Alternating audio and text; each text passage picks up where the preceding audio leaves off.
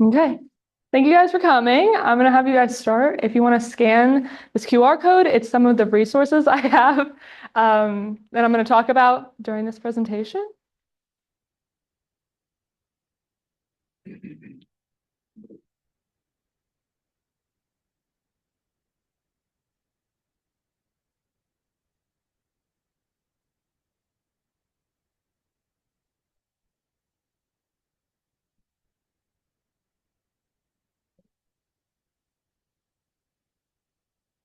All right. I'm going to start off giving you guys a little bit of background about myself. So I'd say my first experience in agriculture was probably when I found my love for horses. I started riding horses at a very, very young age. I went to a very small high school in upstate New York. I went to Milford Central. We did not have an ag program, so horses was the extent of my high school agriculture education. But I did get the opportunity to participate in a program called New Visions. It's a college preparatory class that we have in upstate New York. I was in the engineering pathway, so the top far right picture is my engineering class. But throughout all this, I still got to show horses. I came to Penn State. I did not want to be an engineer after that program. So I came in, maybe I wanted to be a vet because of my love for horses. So the middle picture on the bottom there is my first day of freshman year at Penn State. I quickly learned that I loved agriculture. It was super awesome, but I was not quite sure about the whole vet thing. So after some conversations with my advisors and everything, I got introduced to ag ed and a little bit about what that's about. So after my freshman year, that picture is a picture from A100. It was my first ag ed class ever. It's a project we did called our passport. So we had to go around and take pictures of different important ag ed things at Penn State. And then fast forward, here I am. This was the beginning of the semester, getting ready to student teach. So I'm going to start off this presentation with just a little of my preparation for student teaching and what I've done here at Penn State. So pre-senior year, this is all of my coursework leading up until this point. This is my animal science classes, my plant science classes, learning the content that I'm going to be teaching in the spring, as well as just preparing for student teaching, learning about FFA and how ag ed works. Then we started off right before the school year, we started off at boot camp. We got basically a crash course on how to be a teacher and a little intro to what we were going to learn this semester, as well as we met with our CETs where the people we're student teaching with and fleshed out how we were going to teach and what units and lessons we were going to be teaching. And then we moved into our classwork this semester. We learned unit and lesson planning, as well as how to run a program and how to be a good teacher and follow our ag ed model. In October, we got to do our first big FFA trip. We traveled to National Convention in Indianapolis. We got to practice being advisors and learn what it's like to take students out of the state. And then throughout the year, we've done a lot of professional development. I'm going to talk a lot more about that later. And then we ended this semester last week in Nashville at the National Association of Agriculture Educator Conference. So just some key courses I took while here at Penn State. ANSI 100 was my first introduction to ag. This is where I really found my love for animal science specifically, but also all ag. I learned a lot about every animal possible, which in the past, like I said, I had only had a horse experience. So it was very interesting to learn about chickens, and I had never experienced that before. AE 412 is our methods course. So we took that this semester. We learned about how to in-depth make unit and lesson plans, which was very interesting and very, in hindsight, very helpful for student teaching planning. We also had a lab a part of that. So for all of the lessons that we had to turn in, we actually got the opportunity to teach them in our lab. And then AE 496 is an internship class that I got to take. I got the opportunity to practice research with my advising professors. I really enjoyed this class because I have never been exposed to research before, and it was something that maybe I was thinking about I would be interested in the future. So I got to get like supported hands-on experience in that. And then lastly, EdPsych 14. This is a class on the psychology of learning. So we got to learn how students learn, which has been really helpful in developing my lessons. And then some certifications that I've gotten this year that are going to really help me in the classroom. I am National Safe Tractor and Machinery Operations Certified. This allows me to teach students how to safely operate tractors and machines in the classroom. I am Beef Quality Assurance Certified. I really wanted to get this certification because I'm teaching a beef unit and I don't know anything about it. So I really wanted to make sure I was up to date on all the regulations and all of the information that I was going to be teaching the students. And then I'm also CPR and AED certified. So professional development. The first two pictures here are from Nashville last week. We got the opportunity to be a part of a program among other pre-service teachers, so other students that are in the same position as I am and getting ready to student teach in January. We also got to do a lot of professional development with teachers around the country. And then the last picture there is from the PA Ag Teacher Conference in the summer. That was really awesome because we did professional development alongside teachers, but it was specifically Pennsylvania teachers. So all of the professional development we were learning was specific to our community and our community needs in Pennsylvania. So like I got to do a fecal float lab, which was really awesome. And then just some supporting experiences I've had here at Penn State. While I've been here, I've still gotten the opportunity to show my horse and work at the barn a lot. I've gotten to learn how specifically to care for animals and handle animals and just expand my expertise in that. The middle picture is my Penn State team. I was a part of the Penn State Western Equestrian team. And through this, I got to not only compete as a team, but go out and share what our team is about and the opportunities our team brings to students and around Pennsylvania and share how they can continue their riding experience in college. And then the last picture is me butchering a chicken. And I chose this picture because I feel like it represents all of the experiences I had at Penn State that I didn't think I was going to have, but also didn't expect to have, that I got the opportunity to have after coming here, but have really furthered my knowledge as a teacher. Like butchering a chicken. I never thought I would do that. And now I can teach all about it in my class. All right, I'm going to turn gears here and I'm going to talk about who I want to be as a teacher and a little bit about my student teaching. So if you go in that resources, that's the QR code again. I have my long philosophy as well as an infographic about my philosophy. But the shortened version of my philosophy is that I really want students to walk away from my program with life skills that they can transfer to any career, even if they're not going to agriculture. I think that that was probably the best part of my engineering experience. I obviously am not an engineer, but I learned really important things that I don't know if I would have survived college without. I learned how to work in a team. I learned how to make a really awesome resume that stands out. I learned how to give a presentation and make it look really professional. And I'm just really thankful for that experience. I want to give that to other students. So as part of this year, we were asked to design what our model curriculum would look like. So I've been really interested in the pathway sort of approach to ag curriculum. So I split my model curriculum into 3 different pathways: animal science, plant science, and agriculture mechanics.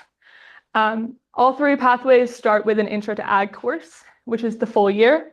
And then from there, they split up into semester-long courses that also start with an intro to that specific course and then get more deep into specific areas.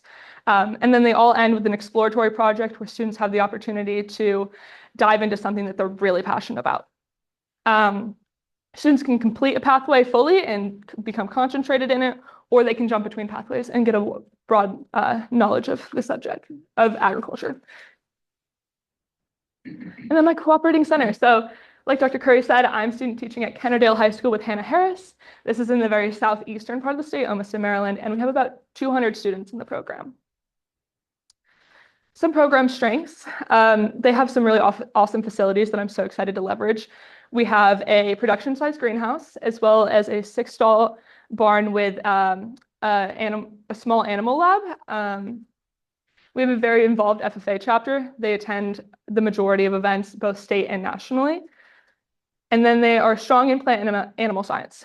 Coming in, I had a little bit of animal science, and I had absolutely no plant science. So when I was looking for a cooperating center, I was looking for somewhere that I could be supported through the plant science or through learning plant science and teaching plant science. So I'm excited to get to use the greenhouse and get to learn from Hannah's expertise in the plant science area. And then although I do have some experience in animal science, I really wanted a place that had a facility that I could not only learn how to manage it, but also learn how to incorporate it super hands-on with the students. So I'm excited to use the animals they have there, use the community animals that I can bring into the facility and give the students a hands-on learning experience. So this is a master calendar of what I'm going to be teaching in the spring. I'm teaching 2 animal care and management classes, a plant and soil science 1 class, a vet science class, and then a plant and soil science 2 class. And then going down are all the units that I'm teaching throughout the spring. And this is also in the Google Drive. And then on the left here is my bell schedule, and on the right is my organizational system. I have a spreadsheet that has all of my units and all of the lessons, and as I make them, I add them to there. And I also have everything organized in a Google Drive in a folder system as well. And then here's an example of a unit. The unit plan is on the left here, the first 2 pictures, and then a lesson plan that I made on the right. Both of them are for my equine science unit, which is the first one I'm teaching. And then moving into classroom management, I developed 3 posters, 1 for procedures, 1 for expectations, and 1 for consequences. These not only follow the expectations that the school has, but things that Hannah has put in place as well. So my classroom procedures are students are expected to enter the classroom quietly and complete their bell work. They're expected to raise their hand when asking questions. They're supposed to leave it better than they found it. This is kind of like for cleanup. If we're going into the barn, I want to make sure that everything is cleaned up properly. And so when the next class comes in, all of the pitchforks aren't missing.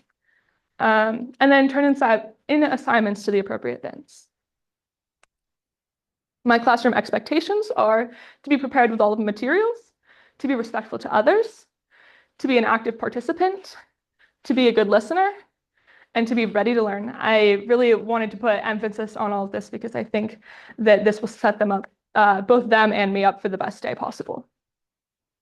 And then our classroom consequences are, number 1, I will give a verbal warning. Number 2, I will have a conversation with the student. Number 3, I will have to contact a parent at home. And then finally, if it escalates this far, I will have to refer the student to the administration. And for severe actions, I don't have to go in order, consequences could be bypassed. Also this semester, we were asked to create a $15 project to integrate into our classroom in case maybe we don't have enough funds. So out of horseshoes, I created a candle holder and welded it together. And then my SAE integration. SAE stands for Supervised Agriculture Experience. It's one of our circles in our 3-circle model, which is how we teach in agriculture. We have our classroom experience, which is our day-to-day content. We have our supervised agriculture experience, which is a project a student can complete in class or outside of class. And then we have FFA. So when integrating SAE into my ag program, I really want to follow SAE for all. I think that the model allows students, traditional students, to be involved still, while letting students that maybe don't have a barn, maybe don't have animals, don't have the opportunity to have a livestock project or have a job, are interested in research, are interested in something that isn't the typical route. It lets every student be involved in SAE. So I really want to push that on all of my students. At Kennerdale, they use classroom opportunities for SAE. So every student has a foundational SAE in the spring. For example, like in our animal care class, the students will use the animals, taking care of the animals as their SAE. So students get involved at a surface level. And then they also have a class that allows, if you want to go above and beyond your SAE, you can get class credit for doing a SAU project above your foundational one in class. And then FFA integration. I think one of the best ways to integrate FFA in the classroom is teaching a unit about it. I think it is one of the best practices is teaching it in an intro to ag class, just getting students learning about the history, learning about what opportunities it can bring them, and what the organization is about. I also think that teaching, you can connect your units to CDEs and LDs. For example, if you are teaching a vet science course, the vet science CDE has a list of restraints that students have to know to compete in the event. So starting there when you're teaching your animal restraint class and starting with those basic restraint methods, I think is a good practice. And then I also think that in-class recruitment is a big thing. I think you can bring your FFA officers into your ag classes currently, and you can also use your FFA officers and your ag students to bring into your elementary and middle school classes. Marketing. I think social media is the best way to market these kids currently, or market the program to people currently. I think almost everyone is on social media, and it's one of the best ways to reach a wide variety, not only the students, but parents and community members. Additionally, I think having an alumni or booster club helps to market your program because those are people that are going out into your community, not only to maybe fundraise or gain money for your program, but also just to let the community know about your program. I also think school events, connecting back to the recruitment of not only high school students, maybe we're recruiting in pools that aren't the typical ag focus, and maybe a school event allows for more students to learn about the program, but also those middle school and elementary school, maybe we do a farmer for a day for the elementary school, and they get to learn a little bit about the ag program, and so they're thinking about it when they're coming into the high school. And lastly, I think community involvement is one of the best marketers. People in the community talk to people in the community. So I think that having a community that supports you is the best marketer you could have. And rotating over into community integration in the program. I think there's two ways. You can bring the community into your classroom, or you can bring the classroom into your community. So by that, I mean community into the classroom. There are many people in the community that are experts in their area, and by bringing them into the classroom, students can learn a little bit more about not only the workforce and that career, but deeper knowledge into that topic. And then classroom in the community, I think not only a marketing aspect of bringing your students to get the community to support you, but also bringing the students to show that they appreciate the community support. And then multicultural learners, I have learned a lot about how to tailor my teaching to multicultural or diverse learner needs. Professional development has been the #1 way I've learned this. Through NAAE and PAAE and some people we've had come give lectures in our class, we've learned a lot about making sure that we are understanding what they need and providing it to them. And I think professional development is how you can continue to better that, because as technology changes and as we learn more about those people, that will always change. I've gotten a little bit of practice with this. We got the opportunity to teach a lesson to the LifeLinks Gears program here at Penn State. These are adult learners that need a little bit more support. So getting to practice how to differentiate my lesson and how to bring it to a level that they can understand and relate to their life was very interesting, as well as I think just using that professional development and continuing to practice as models change. And then I also think, lastly, understanding is the biggest piece. I think making sure that I am asking my students what they need, I am understanding of the fact that they need different things, and always bettering what I'm giving to them. All right, reflecting on my strengths as a teacher, I think one of my biggest strengths is I'm super enthusiastic. When I do something, I give 110% to it. And so I think as a teacher in the classroom, I'm very excited to give students my all. And even if I don't know everything about ag, get there. And then also a lifelong learner. I think that's just specifically shown through everything I've done in college. I started with a horse background, and I have learned so much about everything. And I'm just so excited to learn what I don't know. And then some professional goals of mine are to develop engaging activities. I think that there's nothing like learning through doing. And it's one thing to give the students the content, but it's another thing to give the students an experience. And I'm just excited to learn how to better do this. I want to better my effective questioning. I think effective questioning is the best way to gauge how students are learning, but also to push their learning to a higher level of just above the surface. And it's not my strong suit right now, but I am excited to work towards that. And then also confidence. I think every time I stand up here, I get a little bit better at it. And I'm excited to get more comfortable in the content and just be able to give it to my students.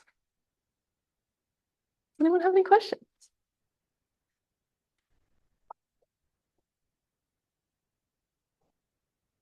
Benjamin? Yeah, what class are you like looking forward to learning from the most? Like in regards to like, do you think you can grow in that area? So you want to share that with me? I'm really excited for vet science. I know that I said I didn't want to be a vet, but I've written like 10 vet science lessons because they weren't even in my contract. I was just so excited. I was just so excited to write them. So I don't know anything about vet science, and I'm so excited to learn about it. Miss Sally? Do you have an example of how you're going to use the barn in specific in a lesson? In my vet science, I wrote an entire unit on bandaging wounds, and I'm so excited to like have the students go out there in pairs, and we have goats, and use the goats and be like, okay, the goat has a wound on his leg. Let's bandage it, and just have the students rotate through and practice and get hands-on. I think that would be. I wish I had that in high school because I think that would be so fun. Dr. Foster? You're not gonna hurt that goat first, are you? Of course not. Here's the question I have. I'm really excited to see how you answer this one. Knowing your background and experiences and your exploration and learning about how supervised agricultural experience plays a role in school-based ag education, I would like for you to provide me an example of an equine-related foundational SAE, placement SAE, entrepreneurship SAE, and agri-science research SAE. So a basic one that they do for a foundational one, they do this with the goats, but could be transferred over to horses if we had one. It's just they do a foundational on the care of the horses. So all the students keep record books on feeding the horses, taking care of the horses. In that case, goats. But then you said placement. Placement is a job. So working at equine training facility, an equine breeding facility, an equine sanctuary, anything like that would count as a placement. You said entrepreneurship was the next one. That would be, let's say, buying a horse and selling it, buying it, training it, and selling it. That would be an entrepreneurship. And then our last one was agri-science. Is that what you said? I've had a lot of friends do equine research. I think it's very cool. I had a friend that did a research project on like a way to better guess, better estimate a mare's pregnant weight because the measuring tapes don't really work because it doesn't take into account everything from the pregnant horse. So I think anything that the student is interested in equine is something you can question. So something like that, for example. Thank you. Mm-hmm. Yes, Wesley? So you're talking about how you're a lifelong learner and you want to continue learning as you go into the classroom. How do you intend to set yourself up to continue to learn when you get something that you don't know about and you then have to teach it in the classroom? That's been my entire semester. My first thing I turn to is Google. I think that there are so many great resources on Google. There are so many colleges that put out articles about different research that they're doing. So many like foundations and organizations that have research or information specific. For example, like you would know, like the Holstein Association, we have that for horses. We have like the Quarter Horse Association. So when I'm teaching my horse judging unit, I'm going on based off of the Quarter Horse stuff. I think the Cornell Vet Science and some pre-made curriculums is a great way to go if I really don't know what's going on and I need a supporting leg, which I am using the Cornell for my vet science. And then also just professional development, just getting myself out there, learning from teachers, learning from professionals, and seeing how I can integrate it into the classroom. Yes, ma'am. Kind of piggybacking off of Dr. Foster's question, I remember reading about an SAE where a student made horse weaves. So like hair extensions. Oh, yeah, yeah. So when I thought about that, I was like, okay, so when you think about multicultural learners and students that come from different traditional and non-traditional ag backgrounds, how are you planning to highlight and support those students in the classroom that maybe don't have the traditional pathway to agriculture that we often see? I think specifically relating to that, my first thing is sitting down and learning about them, learning about their culture, learning about where they come from and the traditional things they do. For example, that's traditional towards like African American culture, and they would probably be really great at that. And so learning what they're used to, learning what they know how to do, and just leveraging that and how can we switch that into ag ed, and then kind of guiding them towards which SAE type we should pick and how to go forward from there. Natalie? What's an example of like a project that your students do? That my students do. The first one that comes to my head is I am having them do a beef project as their summative assessment. So the first half of our beef unit is learning about the beef industry, and then the second half is learning about the meat industry. So in my first half, they're developing a facility and talking about what the cows need. They're creating a poster along with their facility. And then in the second half, they are choosing a meat cut and telling me about the meat cut and modeling the meat cut, how it would look, and telling me about the meat cut or the meat industry. So I will provide you a hypothetical, if I was your administrator, when you were coming to me with a proposal to develop an equestrian facility on our campus. And I say something along the lines of, well, we got a lot of 16-year-old boys here, and it gives me a lot of concern. I think those things can kick the face off of a young boy, and hurt lots of individuals. To assuage my concerns that they pose too much of a safety concern to be on our campus.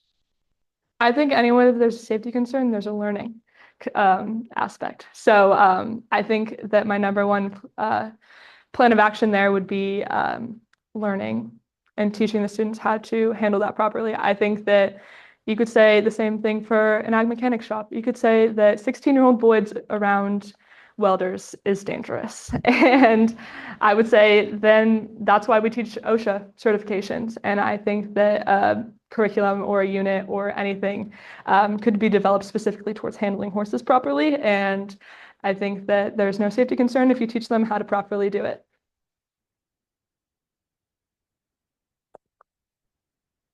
Sarah, I have a question relating to your ideal ag program. Talk to me a little bit about your approach and how you would plan, and then steps towards the evaluation process of that ideal program. I think the planning of it, one comes from my standards. So I'm looking at in Pennsylvania, we have a set of standards that we have to teach to that is based off the Pennsylvania community that we need.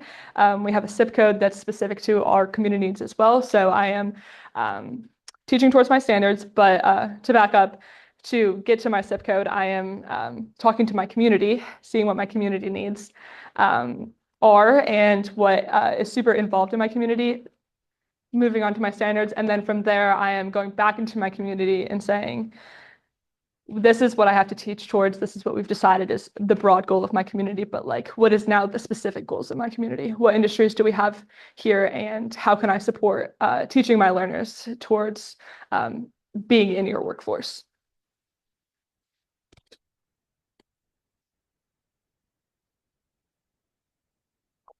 Sorry, Wesley.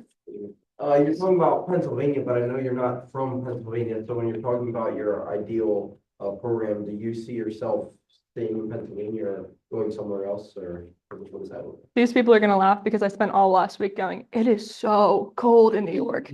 And I spent all week going, I could never teach in New York because it is so cold. So I'm hoping to stay somewhere nice and warm. It's not that warm here, but it's definitely warmer than where I'm from. So I see myself in Pennsylvania or Southern.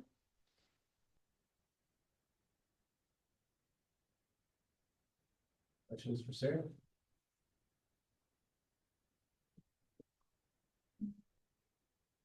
See no alone, can you join me in thanking our last? Thank you again for being here and being attended. That concludes our presentation. Thank God.